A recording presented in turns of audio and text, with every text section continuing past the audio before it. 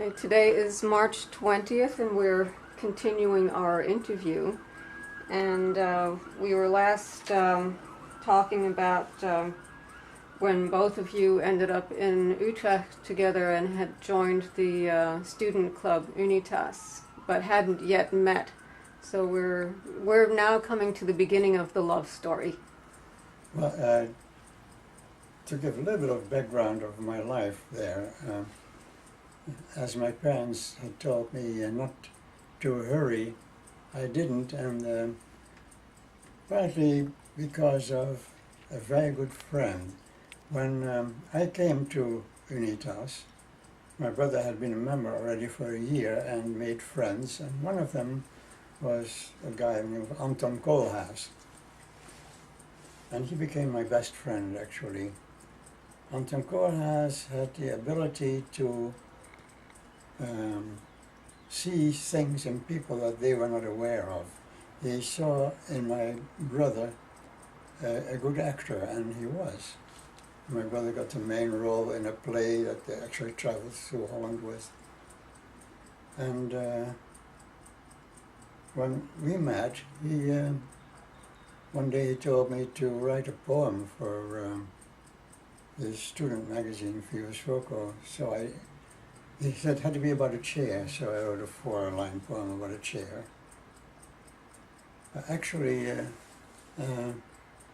70 years later, a couple of years ago, I wrote another poem about a chair, and simply translated it was that when I still was alive, said the chair, it had not yet been conceived. I was choked by the living wood around me, but now I'm liberated, and I have a purpose in life. Come sit on my lap and we'll impress the carpet. Anyway, since then, I've been writing poetry. Then the same Anton Koolhaas went to... This poem that you just recited, that's the one that you wrote more recently, though. Yes, that's not the one that actually, he encouraged you to write. No, and actually the first line was the title of another book of poetry I published. Then Anton Koolhaas went to Rotterdam and became an editor of the NRC, the Nieuwe Rotterdamse Courant, which is still one of the two biggest newspapers in Holland, isn't it? And he wanted to start a cartoon series. Now in Holland, I think still cartoon series are continuous stories. They are not, as they are in this country, there's little bites. So he wanted something about a diver called Steamer, who had to rescue a luminous fish, Stalma. So I went first to books to get the diver costumes, which are very clunky, and eventually I smoothed it out to a more endearing character.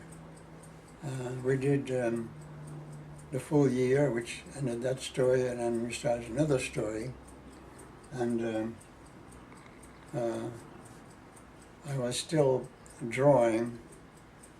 I had to write, draw 2 pictures for each issue, and it appeared twice a week, so it was quite a bit of work. But you just did the drawing for that, and he wrote the story? He wrote a text. Okay. And actually sometimes a little late. I had to send him a telegram, where is text? Then when I got the text, I remember making the drawings rather quickly and then running after a streetcar in Utrecht. There's a special streetcar that had a mailbox on its behind. That went straight to the station and would then be mailed and arrive the next day. Well, here I think Tineke will sit at a dining table. Yeah? Oh, okay. Yes? Should I? Mm-hmm. Yeah. Well, you know, I was in English. I was in this kind of trial and get acquaintance period. And one of the things was to have dinner with the elderly wise students. And there were long tables and chairs all around, and so I sat somewhere next to one of my fellow new people on trial, you could say. He was And very tall and had he was pimples. very tall, and he sat next to me, and I sat there, and then there was somebody else sitting on the other side of him. And I remember that they were serving some kind of potato salad, which I knew contained meat, and at that time I was a vegetarian. So I offered my portion to my neighbor, who accepted it. Later I heard he was a vegetarian too. Well, never mind. He got up because he had to go somewhere else. And then the Shall I take on? elderly wise person on his other side moved a little closer to me. Define elderly. Well, I considered Older. him, I really considered him, you know, an adult, and I was, which he was, and So I didn't consider myself an adult. Yeah. well, she was 17. So then Well, I was 17, and Leo turned out to be 23, which is, you know, oh, and I thought he was much older than that. that was an act. Well, what happened was that I think I introduced myself, and I saw she was not eating. I happened to be on a rice diet for some little problem I had. So realizing that she was from Indonesia, I tactfully asked if she wanted some rice. And she looked at me and shook her head and said, "My God, my wife." I couldn't say that I fell in love with her. I knew it. Mm-hmm. And it was very upsetting because it was the end of my free life, of course. And I still remember going home that night, kicking an empty can down the street and not knowing what to do. Well, then I collected myself, and it was in those days definitely forbidden to invite a female, especially a new female, in your apartment. So I got in contact with the Novita Ma, she was called. She's the woman or the girl who was responsible for the safety of the other girls. Did you And go? I told her, I have to talk to you. So she came to my apartment, and I said, well, there's a girl I'm in love with, or I'm going to marry. And she said, oh, who is it? I said, Tineke Saunders. And she laughed and said, oh, that one. She said, well, Why did you say that? I'll tell you. You should know that the top floor in the building of our club was called Heaven, and the bottom was called Hell, where the boys drank and smoked. And so the top floor was also used for the girls, especially, to introduce the new girls. So several of them performed. This woman told me they sang songs or even danced a little. But that one, she said, she gave him a discussion about Goethe's Faust.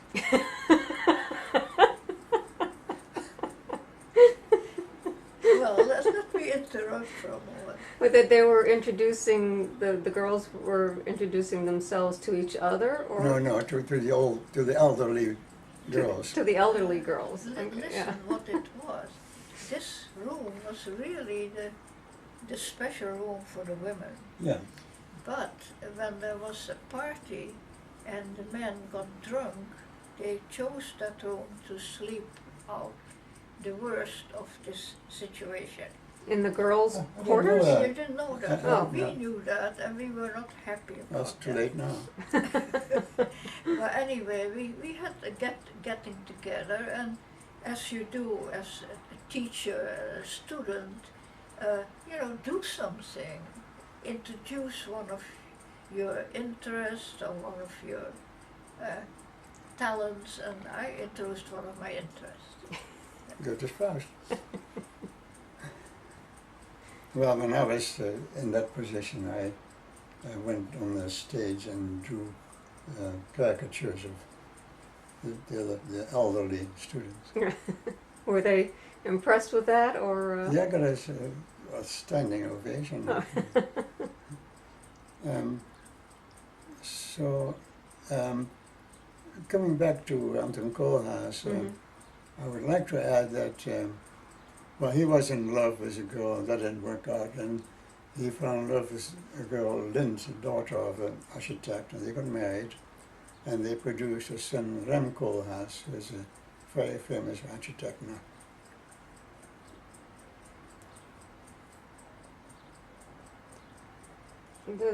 But then, how did you actually manage to meet each other? Well, I You're should thinking. coming back to this. So this was this girl visiting me, and I had to talk about what to do, and I got the okay. Then Tineke came to my apartment with her brother.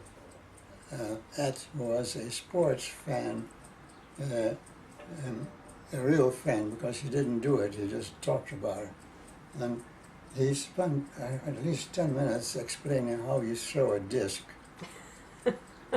And finally he left, and I said, haha, and she was a little offended, because I didn't mean that I was sick of him, but I wanted to be alone with her.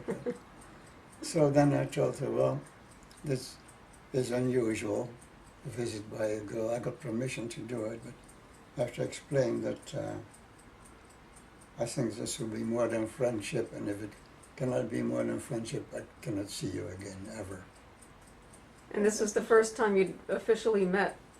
No, Oh, it's really not. You're skipping a lot of things. Well, yes. You invited after the first meeting over the salad.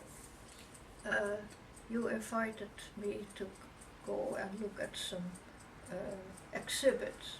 Also, I interviewed you, remember, about things that include the paintings on the wall. That's right. There were some pretty horrible, tremendous paintings that had a meaning which was totally unobvious to me. And you asked, what do you think of them? And I said, well, I don't know what I said, but certainly not something that I liked them. And later I found out they were made by him. But he was just smiling, sitting next to me and smiling. So we met a few times, and so that this ultimatum was not totally, well, it was unexpected, but it was not totally non-introduced. Nevertheless, I didn't know what to do, and I said that I needed some time. So Leo brought me home, which he always did, and he used to come almost every night for a while. And Not yet. Oh yes, you came quite often. Yes, you did. And my grandmother we were vegetarians, but my grandmother, who lived with us at that time, made always a little pork côtelette for you. Oh, I thought they were fake also. And well, you ate, let's put it that way. And then all of a sudden Leo stopped coming, and so we didn't say anything about it. I didn't talk with anybody about it, and it just went on like that. And How long? oh, about 2 weeks. Oh. And once in a Eternity. while I went to the the well, whatever, the Symposium. building, the headquarters of the Unitas. organization, and whenever he saw me, he immediately disappeared. And then one day I said to myself, what would it be like if we were married and we were sitting at the breakfast table and Leo was sitting there and he had not combed his hair, Smelling to high heaven. Hmm? he had not brushed his teeth, See? he had sleep in his eyes, and he was wearing a pajama. Pajamas. And I said to myself, would be nice. So I wrote him a letter and I said, okay. Well, then we were engaged. But I remember one thing, we should add that I had to tell it to my mother, so we were sitting next to each other. I said, Leo and I are going to get married. Now? Said my mother. You were only 17 then, Yeah. still, yeah. I You said, just became no, 18. no, I said, not now, eventually. And then Leo and I each took a piece of paper, not together, and we wrote a letter to our parents. He to his parents and I to my father, who was in Indonesia. And miracle of miracles, we got enthusiastic responses. Mm. And Leo's parents came over to meet my mother. I'd like to inject that my father had always told us, no matter how un-Jewish we were living, that I should definitely not marry a non-Jewish girl because our children would call me a dirty Jew. So, but did you explain in your letter that the woman you were That she was engaged not to Jewish? was Of course, not we- Jewish and was from Indonesia We and put all all? these things on paper, yeah. And then- they responded positively, oh, to that. wonderfully. even before they met her. So Tinnik was very quiet in those days, and my mother took me to the kitchen and said, I think I know why you love her. She is very quiet. It's unlike your family. Yes, and later, sometimes when I went home like every other weekend from Utrecht to Gouda, and we were sitting at the dinner table, and it happened to be quiet, which was pretty rare. And my father he said, "Well, what are you doing?" I said, "Well, imitating Tinnik." Well, by that time I had stayed with you for a while. Well, basically what I would like to bring out is, maybe nowadays it's not so unusual, but it really was unusual in Leo's family that Leo would think of marrying or at least getting Intimate. Involved. getting serious about, Yeah. and not only that, but about somebody who had come from Indonesia. Yeah. Now, there was a good introduction for that because his family often took problem students as boarders and at the same time being tutored by Leo's mother. Really problem students, to take good care of them and make sure that they were studying. And many of them were from Indonesia. It usually went this way. My father, in addition to teaching in these two schools in Gouda, also taught on Saturdays in a school in a place called Voorschoten near the coast. That is a school for real problem kids. And if they didn't work out there, then they came and lived with us. And my mother taught them mathematics, of course, my father physics and all that. And your mother also sat over them while they were doing their homework. And They were pretty weird kids sometimes. I had one of them was English, originally. Mm-hmm. I remember he came to me, he had this little room next to my bedroom. He came in and said, "What do you think of this tie?" It was a very expensive tie. It was very nice, and he put it on and came back and said, "Do you have a pair of scissors?" I said, "Yes." "I can't get it loose." He cut it off. Were they, Rich. I was going to It say, was- but did you also have a sense that their experience with your family helped at least turn some of them around to I in the think direction so. that they were going? Probably. I remember one of them was really an unpleasant guy. Don't know what happened to me. One was a very nice guy, and I heard later he committed suicide. Mm. But but one of the very first ones, when I was little, was his name was Arthur de Brey. He was a real Indo, which is Mm-hmm. about a 50-50 mix of Indonesian and Mhm. Dutch. And he was very good looking, and he built a radio for my parents and for himself.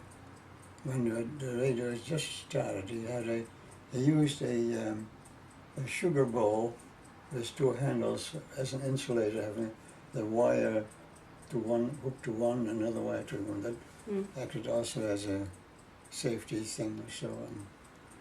And we had these headsets, and I was allowed to listen to the music, and my parents wanted to hear England.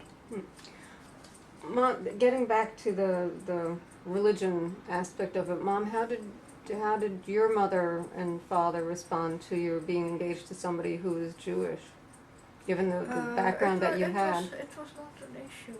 Mm-hmm. Well, in Indonesia, although there was some anti-Semitism, it wasn't by no means as strong as in Holland, because the society, it was a colony, and it meant that people from Holland and other places in Europe went there. They mostly were kind of adventurers. They were seeking freedom to do what they wanted, and they liked to work with the plantations and things like that. And it was never that much of an issue, this whole anti-Semitism. As a matter of fact, I didn't even know much about it, and it was pretty, otherworldly for me, and for our parents it was not an issue at all. It was really, I suppose, much more an issue for Leo's family, and I don't know why they were so welcoming, except for the fact that they felt that Leo was growing up and becoming a responsible citizen. And So anybody will do. we were all happy with it. And there was in all of Leo's family only one person who was dissatisfied. And it was not really a personal thing, but they were very Zionistic. And they knew that Leo was lost for the Zionist ideals of going to Israel or to Palestine, My which brother, Leo's brother did. my brother became a Zionist. Actually fell in love with a fellow Zionist girl, and had an occasional argument with my parents. And I still remember one where my parents said, Zionism stresses that we are supposed to be different from other Dutch people, and you're awakening some feelings that you shouldn't really do that. And my brother tried to say, well, that's like being an ostrich and sticking your head in the sand, but you're so excited that you said about the equivalent of that, that's like sticking sand in an ostrich or something like that. And that's why I remember it. But what, as you saw that things were starting to progress in Holland with what was going on in Germany, was your family concerned for your safety because you were engaged to somebody who was Jewish? Oh, I was. I'm talking about Mom. No, Yeah. I don't think so, because it was in 1938, and of course at that time Hitler was already very strongly busy with all this, what he wanted to do. But Holland had managed to be neutral in World War One, and they expected to be neutral again, and World War Two had really not started yet. But there was a threat, and as a matter of fact, in 1932, my family had had a sabbatical, and we had lived in Amsterdam, and that was the beginning of the German Nazism, and there were already people fleeing from Germany to Holland. So that was my introduction to anti-Semitism, but it was still, the Dutch really felt it was very deplorable and we should help if necessary, but we would not be personally involved. Mm-hmm. What struck me in retrospect was that there were just about no discussions among the students about the situation in Germany. So Even among Jewish students. possibly, but well, definitely among the Zionist students that my brother was with.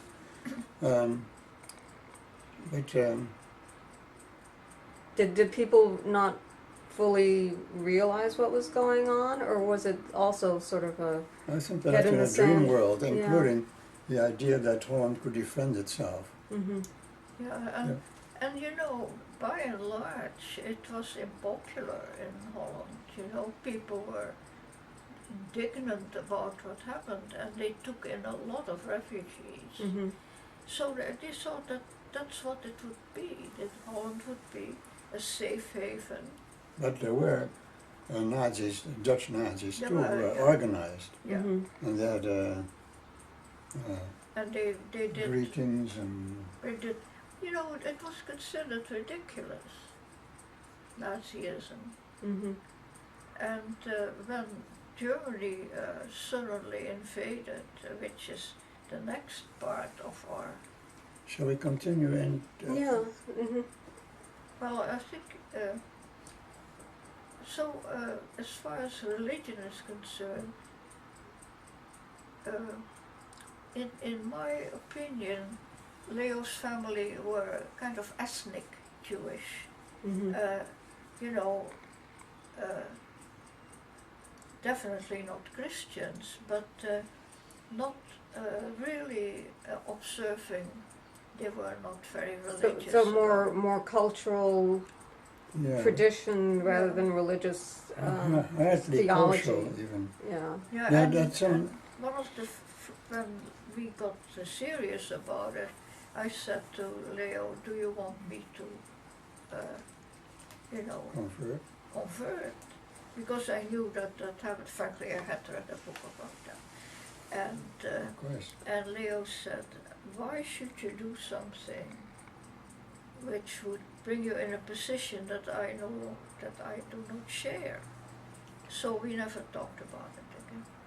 And so you were engaged for about 2 years, and what was, as you started to realize what was happening in Holland, was that something very sudden, the No. invasion, and or No, well, but I think the best thing is, well, we had a good time. We went actually to Switzerland for vacation with my parents and all that sort of stuff. And then in May 1940, we had one of those Christian vacations, because it was Pentecost vacation, I guess you would call it, for a few days. And I was going to stay with Stinica and her family that lived only a 10-minute walk away. And so just for that, since I had been working in a cellar on the possible inhibition by sunflower seed shells upon the germination of sunflower seeds, I had done most of the work, so I took that with me because I wanted to work it out. And I put in my pajamas, a toothbrush, those papers, and a razor. And that Just was to it. stay with To stay with to them. stay with them, and you Yeah, took- my father was had gone. He was briefly. He had a sabbatical and he got to know Leo, but he had gone back to Indonesia because he was, that was where his work was, and my mother, my brothers, and I stayed back in Holland. So the morning of the 10th, when I was ready to go there, I heard loud banging, and I actually found out that it was the anti-aircraft aiming at the German planes that were flying over. So that was the beginning of the war. And then when I went to their house, we had already got instructions to black out with blackout paper over the windows and all kind of stuff. And I stayed with you for 3 days under those conditions, and at one point actually some soldiers came over exhausted on bicycles, and they put their bicycles against the building, and they were invited upstairs to get some water and rest a little They're bit. Dutch soldiers. Dutch soldiers, thank goodness. And they had come from the Grebbeberg, which was the front and the east edge of Holland. Well, Well, I that should add one thing. We had our radio on all the time, and Holland was doing great against the Germans, bringing the aircraft down and pushing them back. It was all it were was lies. not totally lies, but instead of 300, maybe it was 3 or whatever Mhm. planes, and we were going to flood Holland, which had been a defense in the First World War, I think, and maybe kept the Germans out to go around Holland. That, of course, didn't work at all this time. And Did they do some flooding, or didn't even have a I chance think- to I start? think they Right, did. They yeah. did some, but we were evacuated because there was a military fort or something very close to us, and they thought that it might be hit. So this is what during that 3-day period when you were staying with Mommy is when you were evacuated? Okay. well, I was coming to that. Yeah. Oh, okay. Yeah, We- you can tell them. Well, I don't know. On the 14th, we got the order to take a blanket and a few possessions, tie them together, hang them around your neck, and the bus would come to evacuate us, and which it did. I saw my professor in physiology on a bicycle passing by, and we were taken to a little church, and unpacked a little bit, and then the radio announced that Holland had surrendered, and we should all behave. And at that moment I realized, or I reminded myself I was Jewish, and that I couldn't possibly stay because I would probably be killed. So I asked Tina if she would, we walked around a field to talk it over, and she would go with me. And when we came back to the little church, and I said, no, you're too young. That was My mother, your mother said that. yeah. And so I listened to her, and and in the meantime, the pastor of the church had found a taxi. Well, I asked for, could you get a taxi for me to escape? And we found one. I found a and, taxi, and the taxi driver asked, where do you want to go? And I said, I want to go west. So can I back up just a little bit, and when you, because I'd like to address this and then maybe take a little bit of a break, but when you actually said goodbye in this church, and Not did in you, the church, or outside. We Or- walked around. We walked to the taxi. When the taxi came, And we Yeah. kissed, and I cried, and you left. and she did you have didn't only cry, she cried and she got out of the little mirror and said, I look like a tomato. That's the last thing I ever heard from her for 7 years. But at that point, though, and that's a fond memory, and very romantic. Yes. But did you even think of making some plans for reconnecting, or you had no idea No really idea, absolutely no what idea. what was in store? Wild. This could be a week, or it could be forever.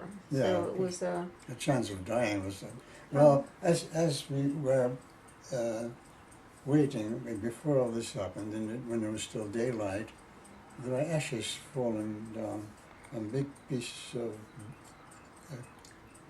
carbonized large. paper and stuff.